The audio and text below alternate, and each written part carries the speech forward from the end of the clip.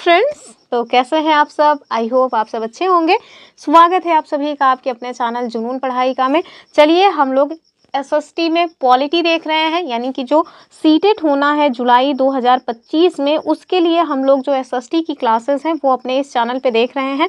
हमने हिस्ट्री भी स्टार्ट कर दी है। अल्टरनेट डेज पे आपको एक दिन पॉलिटी एक दिन हिस्ट्री की क्लासेस मिलती रहेंगी, तो आप रेगुलर हमारे साथ जुड़ करके अपनी एसएसटी की प्रिपरेशन एकदम फ्री में और पूरी कंप्लीट कर सकते हैं। मतलब आपको एसएसटी के लिए कहीं भी भटकने की आवश्यकता नहीं होगी, ना तो पेडागोजी के लिए और ना ही अपना जो सब्जेक्ट है हिस्ट्री, पॉलिटी और ज्योग्राफी उसके लिए। ठीक है, तो चलिए हम लोग अपना पॉलिटी देख रहे हैं। पॉलिटी में भी हम लोगों ने काफ़ी सारी चीज़ें देख ली हैं। आज हम लोग क्लास 7 की पॉलिटी का चैप्टर 6 देख रहे हैं, यानी कि क्लास 7 भी लगभग समाप्त होने वाला है।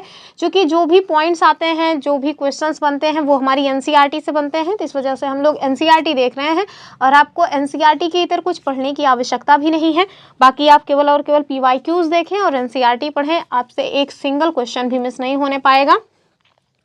तो चलिए देखेंगे आज का चैप्टर क्या है। तो आज का जो चैप्टर है वो है मीडिया को समझना। ठीक है, तो जो मीडिया है उसके बारे में आज का जो चैप्टर है वो आपको बताया गया है। ये देखिए 2020 का क्वेश्चन हमने लिया है। चूंकि आपको पता होगा अगर आप हमारे साथ जुड़े हैं कि हम लोग पीवाईक्यू के माध्यम से, यानी कि पीवाईक्यू लेकर के आपको बताते हैं कि किस तरह के क्वेश्चन इस चैप्टर से पूछे गए हैं, और एमसीक्यू यानी कि मल्टीपल चॉइस क्वेश्चंस के माध्यम से पूरा का पूरा जो टॉपिक है वो कवर करते हैं। ठीक है, और जो भी चीज़ें इंपॉर्टेंट लगती हैं वो हम एनसीईआरटी से भी कवर कर लेते हैं। तो देखिए ये 2020 का क्वेश्चन है। जब हमने पेपर दिया था उस टाइम पे ये क्वेश्चन पूछा गया था। आपसे कह रहे हैं कि निम्नलिखित कथनों पर ध्यान दीजिए और लोकतंत्र में संचार माध्यम की सही भूमिका का चुनाव कीजिए। ठीक है, हमारे पास ऑप्शंस क्या हैं। पहला है कि इसे समाचार के माध्यम से नागरिकों को सूचना पहुंचानी चाहिए, बात तो ठीक कह रहा है। दूसरा कह रहे हैं कि इसे विज्ञापक के दृष्टिकोण को समाचार कार्यक्रमों के माध्यम से देनी चाहिए, यानी कि अगर किसी व्यक्ति ने कोई विज्ञापन दिया है, सपोज दैट किसी एक व्यक्ति की साबुन बनाने की कंपनी है, वो चाहते हैं कि हम अपना जो साबुन है उसके बारे में विज्ञापन दें ताकि लोगों के पास ज़्यादा से ज़्यादा इसकी रीच हो और लोग ज़्यादा से ज़्यादा इसको खरीदें। तो हमें केवल उनके दृष्टिकोण से, यानी कि जो मीडिया है वो केवल और केवल उनके दृष्टिकोण से ही जो समाचार है उसको प्रस्तुत करे।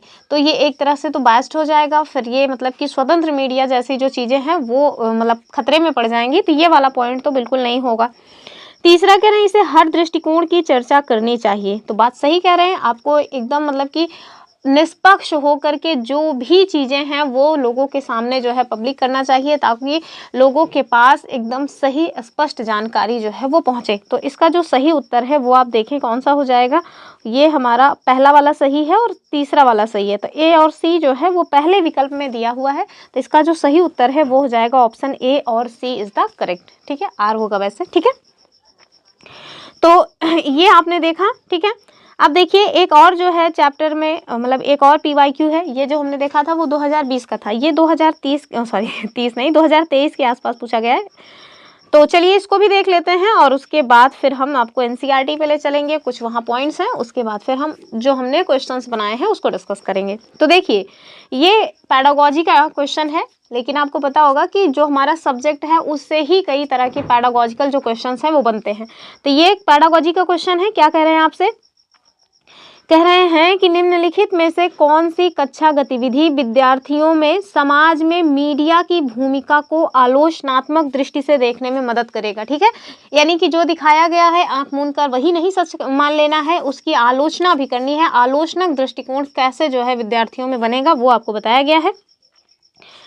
पहला विकल्प है क्या कह रहे हैं कि क्या सरकार किसी खबर को टीवी पर चलाने से रोक सकती है। बच्चों को मतलब इस बच्चों के सामने ऐसी कोई पॉइंट रखिए और उनको बताइए कि क्या सरकार इस तरह के कोई काम कर सकती है।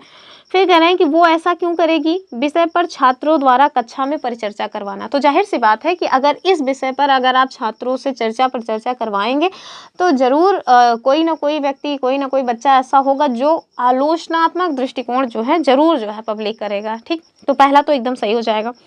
दूसरा कह रहे हैं किसी एक मुद्दे पर छात्रों को अलग अलग अखबारों को कतरने को इकट्ठा कराना और उनके विवरण की तुलना करने को करना। तो ये बात भी सही हो जाएगी। तीसरा कह रहे हैं कि छात्रों से व्हाट्सएप और अन्य सोशल मीडिया पर आई खबरों को एकत्र करवाना और उसका शैक्षणिक संसाधन के रूप में इस्तेमाल करना। तो ये बात भी सही हो जाएगी। इसका जो सही उत्तर है वो आप देखें कि तीनों की तीनों जो विकल्प दिए हुए हैं, तीनों के तीनों जो स्टेटमेंट दिए हैं वो सही हैं। तो उत्तर हो जाएगा हमारा 4, यानी कि A, B, C are the correct answer of this question. ठीक है, चलिए अब हम लोग NCERT पे चलते हैं। और अभी तक आपने चैनल को सब्सक्राइब नहीं किया है तो प्लीज़ चैनल को सब्सक्राइब ज़रूर कर लें, वीडियो को लाइक करें और अपने फ्रेंड ग्रुप में इसको शेयर करें, क्योंकि किसी भी दिन आप देखेंगे कि जो सीटेट है उसका नोटिफिकेशन आ सकता है। तो आपके पास और भी बहुत सारे सब्जेक्ट रहते हैं, अगर आप पहले से ही SST प्रिपेयर किए रहेंगे तो फिर आपको जो अदर सब्जेक्ट हैं उसको पढ़ने में आसानी पहुँचेगी। ठीक है, तो चलिए देखते हैं क्या कुछ NCERT में बताया गया है मीडिया के बारे में। तो देखिए हम लोग आ चुके हैं अपने NCERT के पेज पे। ठीक है, तो आज हम लोग जो देख रहे हैं वो इकाई 4 है, जिसमें हम लोग चैप्टर जो 6 है या 5 है उसको देख रहे हैं। ये देखिए लोग आपस में डिस्कशन कर रहे हैं। ये आपको चित्र दिखाया गया है, NCERT में चित्र दिखाए ही रहते हैं। और ये ना शिक्षकों के लिए, संचार माध्यम करके शिक्षकों के लिए कुछ बातें बताई गई हैं। जब आप लोग टीचर बन जाइएगा तो इन्हें ज़रूर देखिएगा। ये देखिए आपको चैप्टर 6 जो है हम लोग आज देख रहे हैं, इसमें आपको संचार के जो माध्यम है ना उसके कई सारे तरीके दिखाए गए हैं। जैसे आप देखिए यहाँ माइक दिखाया गया है, यहाँ मोबाइल फ़ोन पे बात करती हुई महिला दिखाई गई हैं। ये देखिए टीवी वगैरह जो है वो भी दिखाया गया है। ये सभी क्या है? ये सभी संचार के माध्यम है जिनसे हम एक दूसरे से मतलब कि जो संचार है वो करते हैं। ठीक है, इसके साथ साथ ये देखिए वो जो बूथ वाला टेलीफोन है वो भी आपको दिखाया गया है। तो ऐसे ऐसे अनेक तरह की चीज़ें हैं जिनसे हम संचार करते हैं। ठीक है, अभी हम उसको आगे भी देखने वाले हैं। तो आपसे कह रहे हैं कि संचार माध्यमों को समझना, और इसमें क्या बताए हैं, कह रहे हैं कि टेलीविज़न पर आपका जो पसंदीदा प्रोग्राम कौन सा है वो बताएं। क्या आपको आइडिया है कि आपका टेलीविज़न पर पसंदीदा प्रोग्राम कौन सा है? अभी मतलब है, अब तो मेरे ख्याल से टीवी लोग देखते कम हैं, कम से कम जो यंग जनरेशन है वो तो थोड़ा कम ही देखती है, लेकिन अगर हो तो आप मुझे कमेंट कर सकते हैं। जैसे कि मेरा, जब हम टीवी देखा करते थे तो हमारा जो फेवरेट मतलब कि प्रोग्राम रहा करता था वो था जोधा अकबर। ठीक है, आप अपना चाहें तो कमेंट कर सकते हैं। आगे कह रहे हैं कि रेडियो पर आपको क्या सुनना अच्छा लगता है? कौन सुनता ही है। फिर कह रहे हैं प्रायः आप कौन से अखबार या पत्रिकाएं पढ़ते हैं? तो आप बताइए क्या पढ़ते हैं, द हिंदू कि हिंदुस्तान? फिर कह रहे हैं क्या आप इंटरनेट पर सर्फिंग करते हैं? आपको उसमें सबसे उपयोगी क्या लगता है? क्या आप उस एक शब्द को जानते हैं जो प्रायः सामूहिक रूप से रेडियो, टीवी, अखबार, इंटरनेट और संचार के अन्य साधनों के लिए प्रयोग में लाया जाता है? तो ये देखिए, ये यहाँ से ना मतलब एक क्वेश्चन अपने आप में बन सकता है। आपसे पूछ सकते हैं कि सामूहिक रूप से रेडियो, टीवी, अखबार, इंटरनेट और संचार के अन्य साधनों के लिए प्रयोग में लाया जाने वाला जो एक शब्द है वो क्या है? तो वो शब्द है मीडिया। ठीक है, तो आप इसको अच्छे से देख लें। कह रहे हैं कि इस पाठ में हम मीडिया के बारे में, यानी संचार के जो माध्यम है उसी के बारे में विस्तार से पढ़ने वाले हैं। ठीक, फिर आपको ये भी पता चलेगा कि कैसे ये काम करता है और हमारे जो डेली टू डेली लाइफ है उसको कैसे ये प्रभावित करता है।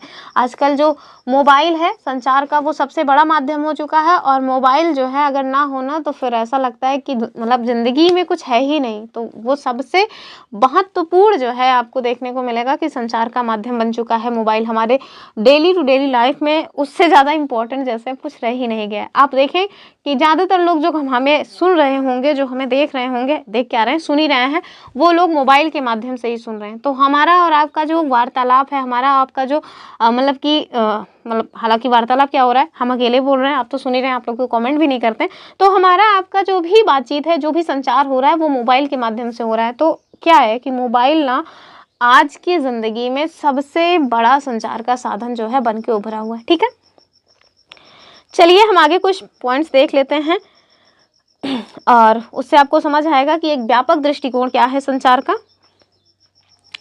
कह रहे हैं कि स्थानीय मेले की दुकान से लेकर के टीवी के कार्यक्रमों तक जो भी आप देखते हैं इन सब को संचार माध्यम यानी मीडिया कहा जाता है या मीडिया कहा जा सकता है। मीडिया जो शब्द है इसको भी ध्यान से देख लीजिए कि मीडियम शब्द का बहुवचन है और इसका तात्पर्य उन विभिन्न तरीकों से है जिनके द्वारा हम समाज में विचारों का आदान प्रदान करते हैं। ठीक है, फिर हम देखेंगे मीडियन का अर्थ क्या होता है। तो मीडियन का अर्थ होता है माध्यम। ये पॉइंट अपने आप में इम्पॉर्टेंट है क्योंकि मीडिया का जो संदर्भ है ना वो संचार माध्यमों से है। इसीलिए हर चीज़ जैसे कि फ़ोन पर बात करने से लेकर के टीवी पर शाम के जो समाचार हैं उनको सुनने तक, ये सभी क्या है, ये सभी को मीडिया कहा जा सकता है। टीवी, रेडियो और अखबार संचार जो माध्यम हैं, ये माध्यमों के ऐसे रूप हैं जिनकी जो पहुंच है ना वो लाखों लोगों तक है, ठीक है। यानी कि जो टीवी है इसकी पहुंच आप देखेंगे कि लाखों लोगों तक है। अब फ़ोन है जो है ना, फ़ोन से तो सपोज दैट हमारा फ़ोन है तो हम कुछ ही खास लोगों से ही कनेक्ट कर सकते हैं, लेकिन टीवी का आप देखें कि मतलब सभी के पास टीवी है, सभी एक दूसरे से कनेक्ट है, ठीक है। आप किसी भी चैनल को खोल लें, उस चैनल को चलाने वाले लाखों लोग होंगे, ठीक है। आगे देखिए कि देश और विदेश के जन समूह तक है, इसीलिए इन्हें जनसंचार अथवा मास मीडिया कहा जाता है, ठीक है। तो टीवी जैसे जो साधन हैं, टीवी, रेडियो, उन्हें हम क्या कहते हैं, उन्हें हम मास मीडिया की कैटेगरी के अंतर्गत रखते हैं, ठीक है। तो ये कुछ पॉइंट्स रहे हैं जो हमें जानने चाहिए थे, ये हमने देख लिया। एक पॉइंट दिया गया है, ये देखें आप, एक चित्र दिया गया है और ये जो चित्र है वो किसका है, तो जो गुटेनबर्ग थे ना, इनके द्वारा जो है छपाई मशीन का आविष्कार किया गया था। और जब छपाई मशीन का आविष्कार किया गया तो इन्होंने जो बाइबल है ना उसको सर्वप्रथम इसमें छापा था। तो वही इसका यहाँ पे चित्र दिखाया गया है। तो जब छपाई हुई चीज़ों की तो वो भी संचार का एक माध्यम बना, क्योंकि जहाँ बाइबल एक जगह रखा हुआ था, अब आप देखें कि जब उसकी छपाई हुई तो लोगों के पास उसकी जो रीच है वो पहुँचने लगी, ठीक है। तो ये पॉइंट्स आप देख सकते हैं। आपको ये पीडीएफ मिल जाएगी, ये सब आपके केवल समझने के लिए हैं। एग्जाम के पॉइंट ऑफ व्यू से जो पॉइंट्स इंपॉर्टेंट है वो हम अभी देखेंगे। अब हम चलते हैं अपने जो हमारा क्वेश्चंस हमारे द्वारा प्रिपेयर किया गया, जो हमारे द्वारा बनाया गया है उसकी तरफ, ठीक है। तो हम लोग अपना पहला क्वेश्चन देखेंगे। कह रहे हैं कि मीडिया का मुख्य कार्य क्या है। हमारे पास ऑप्शंस क्या है, मनोरंजन कराना, सूचना देना, या फिर विज्ञापन दिखाना, या ये सभी। तो ऑफ कोर्स इसका जो उत्तर हो जाएगा वो हो जाएगा ये सभी। यानी कि मीडिया के मुख्य कार्यों में मनोरंजन कराना भी शामिल है, सूचना देना भी है और विज्ञापन दिखाना भी हो जाता है, ठीक है, ऑप्शन डी। अगला क्वेश्चन देखिए और आप देखेंगे कि ये वाला जो क्वेश्चन है, जो भी क्वेश्चंस आज तक पीवाईक्यूज हैं ज़्यादातर इसी के इर्द गिर्द पूछे गए हैं, यानी कि लोकतंत्र में मीडिया की जो भूमिका है वो, ठीक। तो इसको भी हम लोग एनसीईआरटी में देखेंगे, लेकिन पहले क्वेश्चन सारे कंप्लीट कर लेंगे। तो क्या कह रहे हैं, कह रहे हैं कि लोकतंत्र में मीडिया की जो सबसे महत्वपूर्ण भूमिका है वो क्या है। ऑप्शंस क्या है कि सरकार की आलोचना करना, तो अगर आप सरकार की केवल आलोचना ही करेंगे तब फिर काहे बात का स्वतंत्र और निष्पक्ष मीडिया रह जाएगा, ठीक है। जनता को शिक्षित करना, तो ये क्या शिक्षित करेंगे। फिर कह रहे हैं निष्पक्ष जानकारी प्रदान करना, चुनाव का प्रचार करना, बिल्कुल भी नहीं। तो आप देखें कि निष्पक्ष जानकारी प्रदान करना ही मीडिया का जो प्रमुख काम है वो होता है, यानी कि सरकार जनता के सामने जो भी बातें हैं वो स्पष्ट और निष्पक्ष रूप से आप प्रस्तुत करें, यही मीडिया का सबसे महत्वपूर्ण काम होता है। और मीडिया अब यही एक काम छोड़ करके बाकी सारे काम कर रही है, ठीक है। चलिए अगला क्वेश्चन देखेंगे। तीसरा जो क्वेश्चन है वो कह रहे हैं कि मीडिया द्वारा एजेंडा तय करने का क्या अर्थ होता है। हमारे पास ऑप्शंस क्या है, महत्वपूर्ण समाचार को अनदेखा करना, दूसरा कह रहे हैं कि कुछ खास बातों पर ध्यान केंद्रित करना, तीसरा कह रहे हैं कि सरकार की नीतियों का समर्थन करना, और चौथा है सनसनीखेज खबरें दिखाना। तो वर्तमान की जो परिस्थिति है उसमें आप देखेंगे कि सनसनीखेज खबरें दिखाना जो हमारी मीडिया है उसका मुख्य काम हो गया है, लेकिन इसका जो उत्तर होगा ना वो होगा कि कुछ खास बातों पर ध्यान केंद्रित करना, ठीक है। तो मीडिया के द्वारा जो एजेंडा तय किया जाता है उसका अर्थ होता है कि कुछ खास विषय हैं जिन पर लोगों को ध्यान केंद्रित कराना है, ठीक है, ऑप्शन बी वाला। चलिए अगला क्वेश्चन देखें। कह रहे हैं कि विज्ञापनों का मुख्य उद्देश्य क्या होता है। तो मेरे ख्याल से आप सभी को पता होगा कि जो विज्ञापन है उनका जो मुख्य उद्देश्य है वो क्या हो जाएगा, जनता को जागरूक करना। तो ये भी एक उद्देश्य हो सकता है, लेकिन हमें मुख्य उद्देश्य बताना है, ठीक है। कह रहे हैं उत्पादों की बिक्री बढ़ाना, सामाजिक संदेश देना, मनोरंजन करना। तो जाहिर सी बात है कि अगर आप किसी भी चीज़ को, सपोज दैट आप साबुन बेच रहे हैं, तो आप चाहेंगे कि आपने जो विज्ञापन दिया है उससे ये प्रभाव दिखे कि आपका साबुन जो है ना वो फिर दिन दुगना रात चौगुना बिके, ठीक है। तो इसका जो मुख्य उद्देश्य होता है वो होता है उत्पादों की बिक्री को बढ़ाना, ठीक। अगला क्वेश्चन देखेंगे। कह रहे हैं कि संतुलित रिपोर्ट में क्या शामिल होता है। ऑप्शंस क्या है, केवल एक पक्ष का दृष्टिकोण। तो फिर अगर आपने केवल एक ही पक्ष को कवर किया है तो फिर संतुलित कहाँ रह गया। कह रहे हैं सभी पक्षों का निष्पक्ष दृष्टिकोण। तो ये देखिए ये सारे क्वेश्चंस इस तरह से होते हैं जो अगर आपने नहीं भी पढ़े हैं ना, थोड़ा बहुत भी आपको चीज़ों की समझ है तो आप उसको मतलब कॉमन सेंस से कर सकते हैं। लेकिन कहा जाता है ना कि कॉमन सेंस के लिए भी कम से कम समझ तो होनी ही चाहिए। तो इसका जो सही उत्तर हो जाएगा वो भी हो जाएगा सनसनीखेज खबरें, सरकार का समर्थन, ये सभी बकवास बातें हैं। चलिए अगला क्वेश्चन देखेंगे। कह रहे हैं कि मीडिया नैतिकता का पालन करने का मतलब क्या होता है? ऑप्शंस, केवल लोकप्रिय खबरें दिखाना, फिर काहे बात की मीडिया की नैतिकता रह गई, सच्चाई और निष्पक्षता बनाए रखना, तो यही इसका सही उत्तर हो जाएगा ऑप्शन बी। ठीक है, आगे आपको पीडीएफ मिल जाएगी, आप सब देख लीजिएगा। अगला क्वेश्चन है कि मीडिया साक्षरता क्यों महत्वपूर्ण है? हमारे पास ऑप्शंस क्या है? मीडिया पे आंख मूंद कर विश्वास करना आजकल की मीडिया जिस तरह से काम कर रही है, क्या आपको लगता है आंख मूंद कर करके विश्वास उस पर किया जा सकता है? इवन कभी भी नहीं करना चाहिए। फिर कह रहे हैं कि मीडिया की आलोचनात्मक समझ विकसित करना, और कह रहे हैं केवल मनोरंजन के लिए मीडिया देखना और मीडिया से दूर रहना नहीं। इसका जो सही उत्तर है वो बी वाला हो जाएगा। ठीक है, अगला क्वेश्चन देखें। कह रहे हैं कि सोशल मीडिया से हमें लाभ क्या है? ऑप्शन, गलत सूचना का प्रचार। तो अगर गलत सूचना का प्रचार हो रहा है तो फिर लाभ हुआ कि हानि हुई? तो ये तो गलत हो गया। कह रहे हैं त्वरित और व्यापक संचार, तो इसका उत्तर यही हो जाएगा, यानी कि जल्दी और विस्तार पूर्वक जो मतलब कि संचार है वो हमें मिल जाता है, और सारी चीजें गलत हैं। ठीक है, ऑप्शन 2 जो है वो सही हो जाएगा। अगला क्वेश्चन देखेंगे, क्वेश्चन नंबर 9। और अगर अभी तक आपने वीडियो को लाइक नहीं किया है तो प्लीज़ वीडियो को लाइक ज़रूर कर दें, चैनल को सब्सक्राइब करके रखें। पूरा फ्री में आपको एसएसटी की प्रिपरेशन केवल एक चैनल पे हो जाएगी, आपको यहाँ वहाँ भटकने की आवश्यकता नहीं पड़ेगी। कह रहे हैं कि मीडिया स्वामित्व का मुख्य मुद्दा क्या है? हमारे पास ऑप्शंस क्या हैं? विभिन्न प्रकार के मीडिया का अभाव, नहीं ये तो नहीं होगा। दूसरा कह रहे हैं कुछ लोगों या संस्थानों का मीडिया पर नियंत्रण, तो स्वामित्व की अगर जब बात आए तो समझ लीजिए कि नियंत्रण की बात हो रही है। ठीक है, और मीडिया में मनोरंजन की कमी, मीडिया की उच्च लागत, ये सारे पॉइंट्स नहीं होंगे। ये हो जाएगा कुछ लोगों या संस्थानों का मीडिया पर नियंत्रण जो है वही हम मीडिया स्वामित्व का मुख्य मुद्दा मानते हैं। ठीक, चलिए अगला क्वेश्चन देखेंगे। कह रहे हैं कि निम्नलिखित में से कौन सा मीडिया का एक प्रकार नहीं है? ऑप्शंस, समाचार पत्र, तो समाचार पत्र तो है, टेलीविजन ये भी है, सोशल मीडिया ये भी है, लेकिन व्यक्तिगत राय जो है ना वो मीडिया का एक प्रकार नहीं माना जाएगा। ठीक है, ऑप्शन जो डी वाला है वो इसका उत्तर हो जाएगा। अगला क्वेश्चन क्या है? कह रहे हैं कि मीडिया की स्वतंत्रता का क्या अर्थ है? हमारे पास ऑप्शंस क्या हैं कि मीडिया को सरकार के नियंत्रण में काम करना, अगर वो सरकार के नियंत्रण में ही काम करेगी तो फिर स्वतंत्रता की बात ही कहाँ रह गई। दूसरा कह रहे हैं मीडिया को अपनी पसंद की कोई भी खबर प्रकाशित करने की स्वतंत्रता, तो बात तो सही है ये, तो इसका उत्तर भी यही हो जाएगा कि मीडिया जो है ना वो स्वतंत्र हो, निष्पक्ष रूप से जो भी खबरें हों उसे प्रकाशित करे। ठीक, कह रहे हैं कि मीडिया केवल वही खबरें प्रकाशित करे जो सरकार चाहती है, तो फिर भैया ये बायस्ड हो जाएगा, सरकार के नियंत्रण में हो जाएगा, वो फिर निष्पक्ष जो खबरें हैं कभी भी पब्लिक नहीं कर पाएगी। और मीडिया मनोरंजन, तो ये भी बेकार बात है। दूसरा वाला ऑप्शन जो है वो एकदम सही हो जाएगा कि मीडिया जो है वो अपनी पसंद की कोई भी खबर प्रकाशित करने के लिए स्वतंत्र हो। ठीक, और इस स्वतंत्रता का मीडिया ने बहुत ही भयानक तरह से लाभ उठाया है। आप देखेंगे कि किसके घर में क्या हो रहा है उसी में उनको ज़्यादा इंटरेस्ट रह गया है।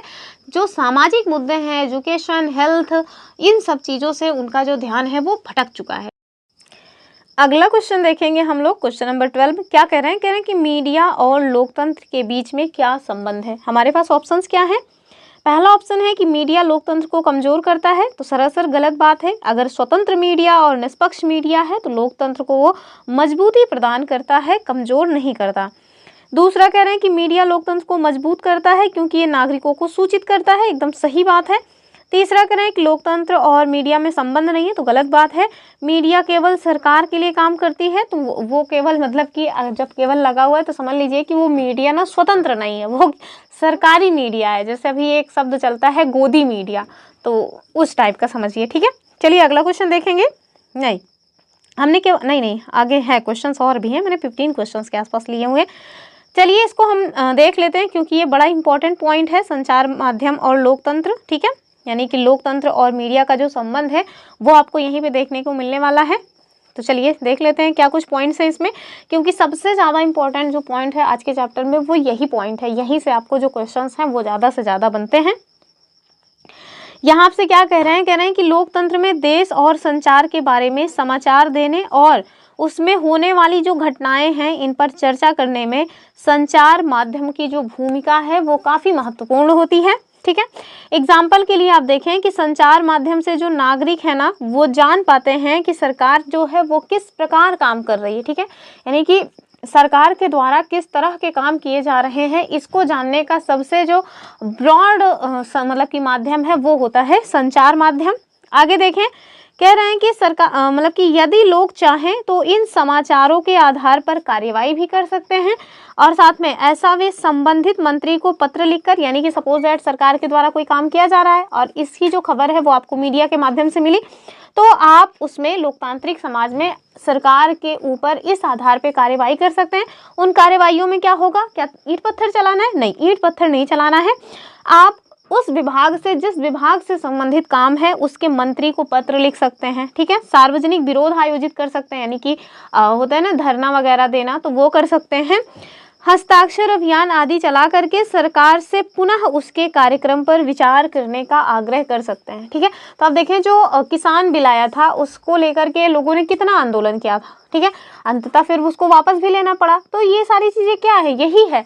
अगर कोई एक पॉइंट है, किसी मतलब कि सरकार के द्वारा कोई भी नई स्कीम या कोई नई व्यवस्था लाई गई, वो आपको संचार माध्यम के रूप में या संचार माध्यम के माध्यम से पता चला, तो आप उस पर कार्यवाही कर सकते हैं। आप पत्र लिखें, अगर उससे काम नहीं चल रहा है तो आप विरोध प्रदर्शन कर सकते हैं, ठीक है। आगे देखें कि जानकारी देने के संबंध में संचार माध्यम की जो भूमिका है वो उसको देखते हुए यह आवश्यक हो जाता है कि जो जानकारी है ना वो संतुलित होनी चाहिए, ठीक है। यानी कि ऐसा नहीं है कि उसमें मिर्च मसाला लगा करके, जैसे वर्तमान की व्यवस्था हो गई है, स्पेशली भी हमारा समाचार है वो, उसमें केवल मिर्च मसाला लगा करके चीज़ों को दिखाया जा रहा है, तो ऐसा नहीं होना चाहिए, ठीक है।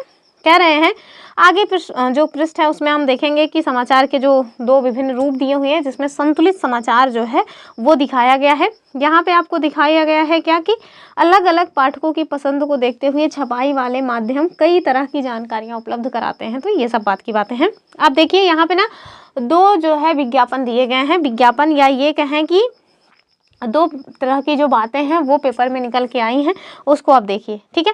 पहला क्या है, पहला है कि प्रदूषण फैलाने वाले कारखाने पर वज्रपात, ठीक है। तो एक ऐसा मतलब कि कारखाना है जिसकी वजह से बहुत ज़्यादा प्रदूषण फैल रहा था, उसके ऊपर आफत आई है। कैसी आफत आई है, तो विरोधियों ने चक्का जाम करके यातायात को रोक दिया है, ठीक है। कहाँ से निकला है, तो आप इसको तब देखें। क्या बातचीत इसमें की गई है, कह रही हैं कि कारखानों के मालिक और मजदूरों के हिंसात्मक विरोध ने आज शहर की जो गतिविधियां हैं उनको रोक रखा है। और कैसे, तो सड़कों पर वाहनों के विशाल जाम लगने के कारण लोग समय से अपने काम पर भी नहीं पहुंच सके। कारखाना मालिक और मजदूर सरकार के प्रदूषण फैलाने वाली इकाइयों को बंद करने का निर्णय का विरोध कर रहे हैं। यद्यपि सरकार ने कुछ निर्णय मतलब कि कुछ जल्दबाजी में लिया है, परंतु विरोधियों को काफ़ी समय से ये पता था कि इनकी इकाइयां गैर कानूनी है। इन इकाइयों के बंद होने से शहर में प्रदूषण का स्तर काफ़ी कम हो सकता है। शहर के गणमान्य नागरिक श्री जैन, इन्होंने कहा कि हमारा शहर भारत के नए व्यावसायिक केंद्र के रूप में स्थापित होता जा रहा है। इसके साथ साथ ये भी आवश्यक है कि शहर साफ और हरा भरा रहे, ठीक है। प्रदूषण फैलाने और कारखानों को हटाया जाना चाहिए, ठीक है। यानी जो भी कारखाने हैं जो प्रदूषण फैला रहे हैं उनको हटाया जाना चाहिए। विरोध करने के स्थान पर कारखानों के मालिकों व कामगारों को पुनर्स्थापन का जो प्रस्ताव है वो स्वीकार कर लेना चाहिए, ठीक है। तो ये एक मतलब कि होता है ना, आप जब न्यूज़पेपर देखेंगे तो उसमें इसी तरह की जो खबरें हैं वो प्रकाशित की रहती हैं। तो ये आपको एक खबर जो है वो प्रकाशित करके दिखाया गया है। वो मतलब होता है ना कि आप जानें कि किस तरह से जो खबरें हैं वो आती हैं अखबारों में, ठीक। ऐसे ही सेम एक और भी दिया है, वो क्या है कि कारखाने के बंद होने से घोर अशांति का माहौल है। आप ये सब देख लें। आपको केवल ये जानना था कि कैसे जो ब्यौरा है वो दिया जाता है, वो हमने आपको एक एग्जाम्पल के माध्यम से समझा दिया। अब देखें, आपसे आगे कह रहे हैं कि जो आपने ऊपर पढ़ा, संचार माध्यमों द्वारा प्रदान की गई जानकारी के आधार पर ही जो नागरिक हैं इनके रूप में कार्यवाही करते हैं। इसीलिए आवश्यक है कि जानकारी विश्वसनीय और तटस्थ हो, ठीक है। तो वो देखा आपने ना कि कैसे जो मालिक हैं उनके द्वारा विरोध प्रदर्शन किया जा रहा है कि आप लोग या सरकार जो है वो इस तरह से अचानक से हमारे कारखानों को बंद नहीं कर सकती है। तो ये कहाँ से उनको पता चला, क्योंकि खबरें पहले उनको मिली कि इस तरह के जो कदम है वो सरकार उठा रही है, तो उन्होंने फिर उसका विरोध किया, ठीक है। फिर देखें आगे, कह रहे हैं तो तथ्य तो यह है कि संचार माध्यम स्वतंत्र नहीं है, ठीक है। वर्तमान की व्यवस्था की एक तरह से बात कर रहे हैं कि अभी आप देखें या मतलब कि हमेशा ही आप देखें कि जो मीडिया है ना वो स्वतंत्र कभी रह नहीं पाती, ठीक है। तो आपसे बता रहे हैं कि तथ्य तो यह है कि संचार माध्यम स्वतंत्र नहीं है। इसके मुख्यतः 2 कारण हैं। तो आपसे क्वेश्चन बन सकता है कि हमारे यहाँ या कहीं भी जो संचार माध्यम है वो स्वतंत्र नहीं है पूरी तरह से, इसके कौन से 2 कारण हैं? तो आपको यहाँ पे 2 कारण बताए गए हैं। पहला कारण है कि सरकार का उन पर नियंत्रण, ठीक है। तो जो सरकार है ना वो मीडिया पर नियंत्रण रखती है, कैसे, आगे वो भी बताए गए हैं। कह रहे हैं कि जब सरकार समाचार के किसी अंश, फिल्म के किसी दृश्य या गीत की किसी अभिव्यक्ति को जन समुदाय तक पहुंचने से प्रतिबंधित करती है तो इसे सेंसरशिप कहा जाता है, ठीक है। तो ये सेंसरशिप क्या है, ये आपसे क्वेश्चन पूछा जा सकता है। तो ये सेंसरशिप सरकार के द्वारा किया जाता है। कोई ऐसी बात है, कोई ऐसा पॉइंट है जो सरकार नहीं चाहती कि ये जनता के सामने आए, पब्लिक के सामने आए, तो उस पर वो सेंसरशिप लगाती है, ठीक है। कह रहे हैं कि भारत के इतिहास में ऐसे समय भी आए हैं जब संचार के जब सरकार ने संचार माध्यमों के ऊपर सेंसरशिप लगाया। इसमें सबसे जो बुरा टाइम आपको देखने को मिलेगा वो कौन सा था, तो वही इमरजेंसी, नेशनल इमरजेंसी का जो टाइम था वो था, ठीक है। 1975 से 77 तक का जो समय था वो। आगे देखें, कह रहे हैं कि यद्यप जो सरकार है वो फिल्मों पर तो निरंतर सेंसर रखती है, लेकिन वो संचार माध्यमों से दिखाए गए जो समाचार हैं उनमें पूरी तरह से ये काम नहीं कर सकती। सरकार के द्वारा सेंसरशिप ना होने पर भी आजकल जो अधिकांश प्रजातंत्र के नागरिक के रूप में हमारे जीवन में संचार माध्यम बहुत महत्वपूर्ण भूमिका निभाते हैं। हालांकि वो थोड़ा खत्म हो चुका है, मुझे लगता है कुछ मिस हो गया है, ठीक है। लेकिन आप यहाँ तक जाने, ठीक है। या दूसरा पॉइंट क्या था कि सरकार जो है यद्यप फिल्मों पर तो निरंतर सेंसरशिप रखती है, लेकिन संचार माध्यम से दिखाए गए समाचार में पूरी तरह वो ऐसा नहीं कर सकती है, ठीक है। तो यहाँ तक आप इस पॉइंट को याद रखें कि जो समाचार रेगुलर दिखाए जाते हैं उसमें आप इस तरह की बातें नहीं कर सकते हैं, क्योंकि हर एक मिनट में तो समाचार, नई नई समाचार की जो बातें हैं वो निकलती रहती हैं। तो सरकार कितना सेंसरशिप लगा के रखेगी, ठीक है। चलिए आगे देखेंगे, कुछ और पॉइंट्स हैं। कह रहे हैं कि प्रजातंत्र के नागरिक के रूप में हमारे जीवन में संचार जो माध्यम है ना वो काफ़ी महत्वपूर्ण होते हैं। क्यों? क्योंकि संचार माध्यम के द्वारा ही हम सरकार के कामों से संबंधित जो भी विषय हैं उनके बारे में सुनते हैं, और संचार माध्यम ही यह निश्चित करते हैं कि किन बातों पर ध्यान केंद्रित किया जाना चाहिए, ठीक है। ये पॉइंट इंपॉर्टेंट है। कह रहे हैं कि इस तरह वो एजेंडा निश्चित कर देते हैं। यदि कभी सरकार चाहे तो संचार माध्यम की किसी घटना की खबर को छपने से वो रोक सकती है, और रोकेगी कि कि कैसे रोकेगी, तो वही जो सेंसरशिप है उसके माध्यम से। और आगे देखें कि आजकल संचार माध्यम और व्यापार का जो घनिष्ठ संबंध है वो आपको देखने को मिलेगा। इससे क्या होता है, इससे प्रायः संतुलित रिपोर्ट का प्रकाश में आना कठिन हो गया, ठीक है।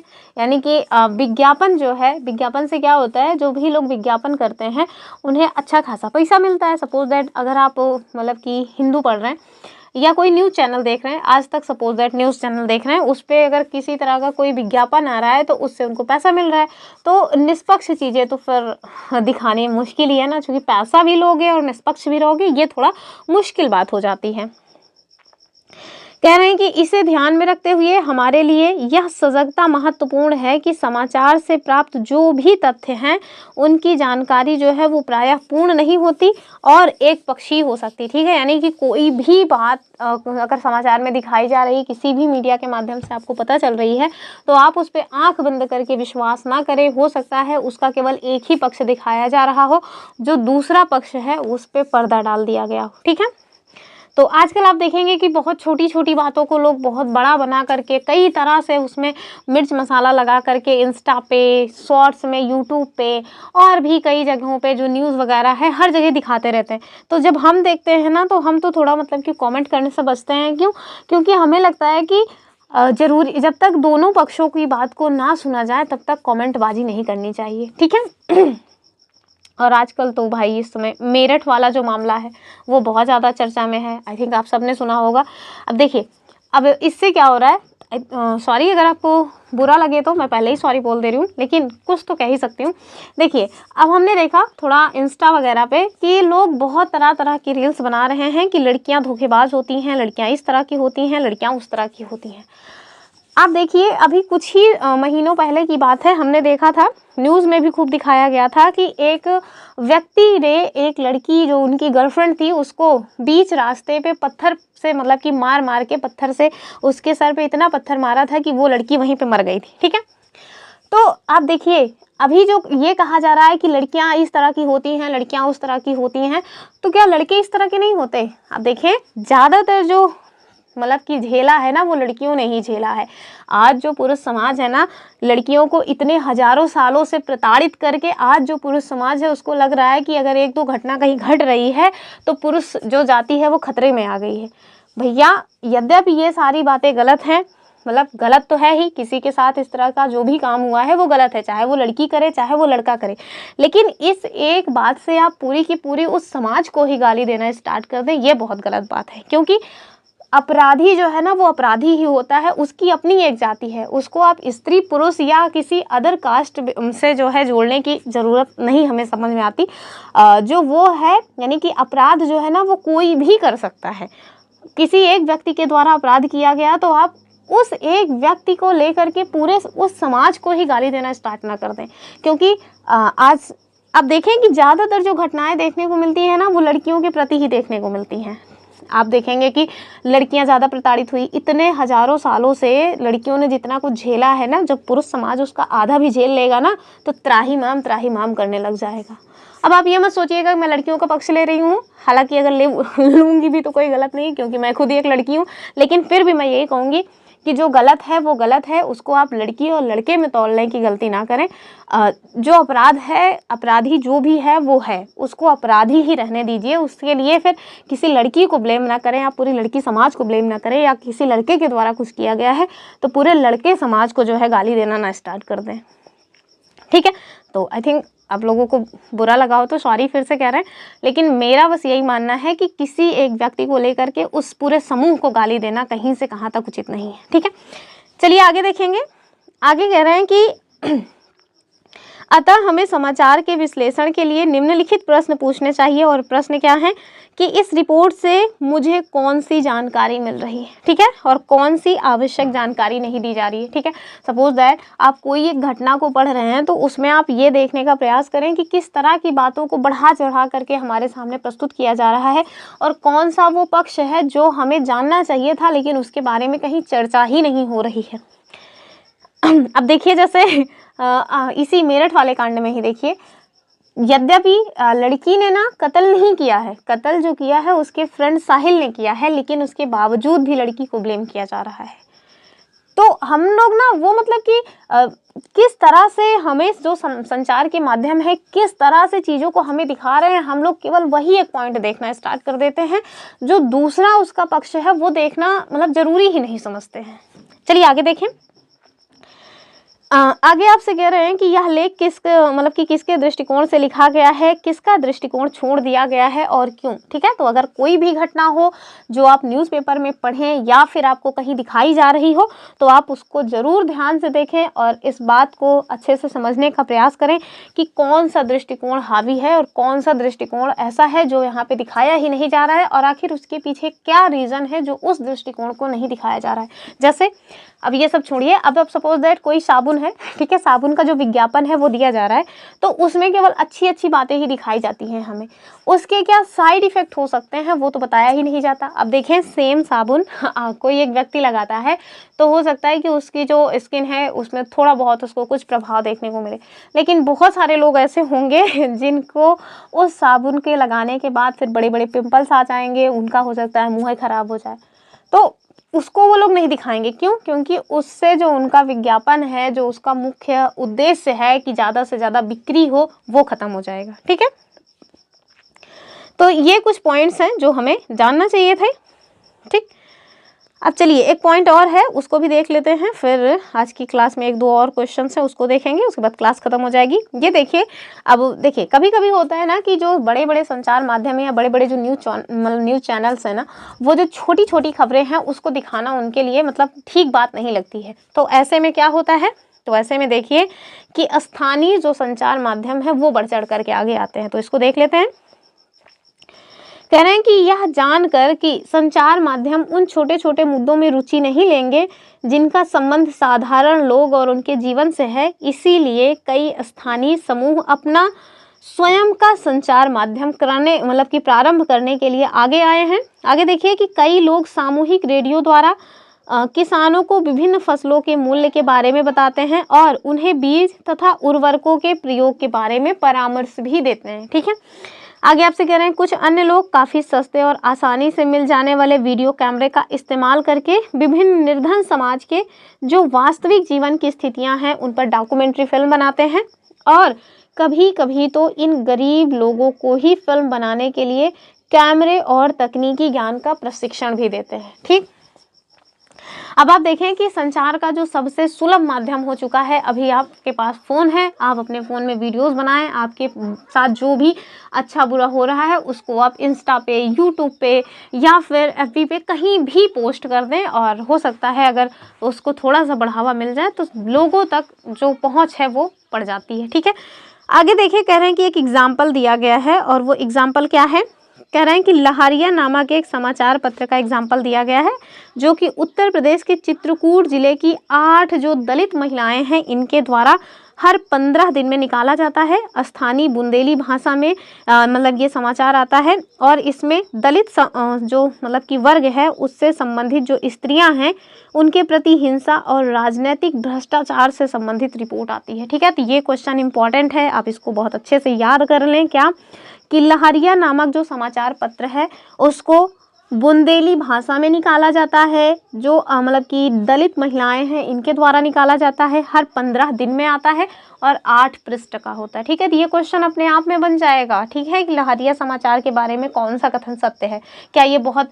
बड़े लेवल पे काम करता है? नहीं भैया, ये स्थानीय लेवल पे काम करता है।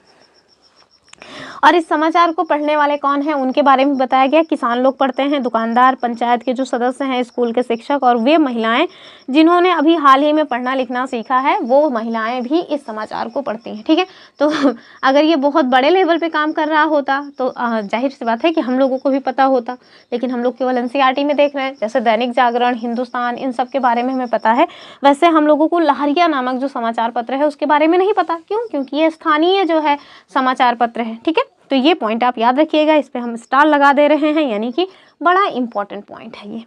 ठीक, तो एक विज्ञापन यहाँ पे दिखाया गया है, आप चाहें तो इसको भी देख सकते हैं। तो ये विज्ञापन है। ठीक, यहाँ पे कौन सा विज्ञापन है देखिए, हम लोग जब घर से बाहर निकलते हैं ना तो देखते हैं जिधर देखो उधर ही विज्ञापन दिखते रहते हैं।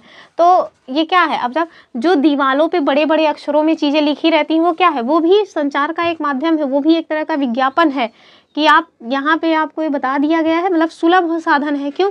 उसमें और कुछ नहीं जा रहा है, आपने बस लिखवा दिया बड़े बड़े अक्षरों में, लोग आते जाते देख रहे हैं, उनको समझ आएगा, उनको आवश्यकता होगी तो आपके यहाँ आएंगे। तो ये भी एक विज्ञापन दिया गया है। चलिए अगला क्वेश्चन हम लोग देख लेंगे। यहाँ से कह रहे हैं कि मीडिया द्वारा किसी विशेष घटना को प्रमुखता से दिखाने का क्या कारण हो सकता है। ऑप्शंस क्या है? केवल वही घटना महत्वपूर्ण होती है? नहीं, बेकार बात है। कई बार ऐसा होता है कि जो बहुत महत्वपूर्ण चीज़ें होती है वो उसे छोड़ देते हैं। दूसरा कह रहे हैं कि मीडिया का अपना एजेंडा होता है और वो कुछ घटनाओं को दूसरों की तुलना में अधिक महत्वपूर्ण मानते हैं। ठीक है, तो ये बात एकदम सही है। और कुछ विचारधारा भी होती है, कुछ जो मीडिया चैनल्स होते हैं ना वो दक्षिणपंथी होते हैं, कुछ होते हैं वामपंथी। और ये दक्षिणपंथी वामपंथी कौन है, क्या है, मतलब कि इसके लिए मैंने एक छोटू सा वीडियो बनाया, आप उसको यहाँ देख सकते हैं हमारे चैनल पे। और तीसरा कह रहे हैं कि सभी घटनाएं समान रूप से महत्वपूर्ण होती हैं। तो अगर सभी घटनाओं को वो समान रूप से महत्वपूर्ण मान रहे होते तो किसी विशेष घटना को प्रमुखता से क्यों दिखाते। ठीक है, और कह रहे हैं सरकार का दबाव। तो ये सारे बातें ठीक है जो भी है, लेकिन इसका जो उत्तर होगा ना वो हो जाएगा कि जो मीडिया है ना उसका अपना एजेंडा होता है और वो कुछ घटनाओं को दूसरे की तुलना में अधिक महत्वपूर्ण मानती है। ठीक है, जैसे आजकल की जो न्यूज़ चैनल्स हैं उनके लिए उनका अपना एजेंडा बन गया है कि किसके घर में क्या हो रहा है वो ज़्यादा महत्वपूर्ण मुद्दा है। देश में कहाँ गरीबी से लोग परेशान हैं, कहाँ पे रेप हो रहे हैं, कहाँ पे जो है एजुकेशन का जो सिस्टम है वो हिला पड़ा है, उन सब से उनको कोई मतलब नहीं है। कहाँ पे किसने किसको चीट किया ये इंपॉर्टेंट है, कोई अभिनेता हैं उनके घर में क्या घटना घट रही ये ज़्यादा महत्वपूर्ण है। तो ये सारी चीज़ें कहाँ से आती हैं, ये यहीं से आती हैं कि उनका अपना खुद का एजेंडा है और उसी के हिसाब से वो लोग कुछ घटनाओं को ज़्यादा प्रेफरेंस देते हैं। ठीक है, चलिए अगला क्वेश्चन देखेंगे। कह रहे हैं कि जो विज्ञापन है वो मीडिया को कैसे प्रभावित करता है। ऑप्शन क्या है कि विज्ञापन मीडिया की स्वतंत्रता को बढ़ाते हैं। बेकार बात है। कह रहे हैं विज्ञापन मीडिया की आय का मुख्य सोर्स है। तो एकदम सही बात है, इसलिए मीडिया उन उत्पादों का प्रचार करता है जिनके विज्ञापन उन्हें मिलते हैं। ठीक, तो एकदम सही बात है ये। ठीक है, फिर कह रहे हैं विज्ञापन मीडिया को निष्पक्ष बनाते हैं, बिल्कुल नहीं। साबुन बनाने वाली कंपनी ने जितना बोला है उतना ही उनको दिखाना है, उसमें कुछ भी फेरबदल वो नहीं करेंगे। कह रहे हैं विज्ञापनों का मीडिया पर कोई प्रभाव नहीं पड़ता, बेकार सी बात है। ठीक है, तो ऑप्शन बी जो है वो सही हो जाएगा। अब देखिए, एक क्वेश्चन खूब पूछा जाता है जो हमारी एनसीईआरटी में शब्द संग्रह करके चीज़ें दी रहती हैं, यानी कि शब्द संग्रह अर्थात उस शब्द का क्या मतलब हुआ, तो उससे क्वेश्चन बनता है। तो इस वजह से हमने शब्द संकलन भी ले लिया है। पहला जो शब्द संकलन में पहला शब्द है वो है प्रकाशित। तो प्रकाशित क्या है भैया, तो इससे तात्पर्य समाचार, रिपोर्ट, लेख, साक्षात्कार, विवरण आदि से है, जिन्हें समाचार पत्रों, पत्रिकाओं और पुस्तकों में छापा जाता है, जिससे उन्हें बहुत अधिक लोग पढ़ सके। ठीक है, तो इसको ही कहते हैं प्रकाशित। दूसरा क्या है, सेंसरशिप। तो हमने बता ही दिया कि इसके अंतर्गत सरकार कुछ विवरण या प्रकाशित करने पर रोक लगा देती है, इसी को हम कहते हैं सेंसरशिप। फिर कह रहे हैं प्रसारण क्या है, तो इस पाठ में इस शब्द का प्रयोग टीवी अथवा रेडियो के कार्यक्रम के संबंध में हुआ है। तो आप जब पूरा चैप्टर एक बार पढ़ लेंगे, आपको पीडीएफ मिल जाएगी, तो वहाँ समझ आएगा। आपने देखा ही होगा कि मतलब कि टीवी पे कोई चीज़ें आती है ना, तो हम कहते हैं टीवी पे इसको प्रसारण किया जा रहा है, वही है।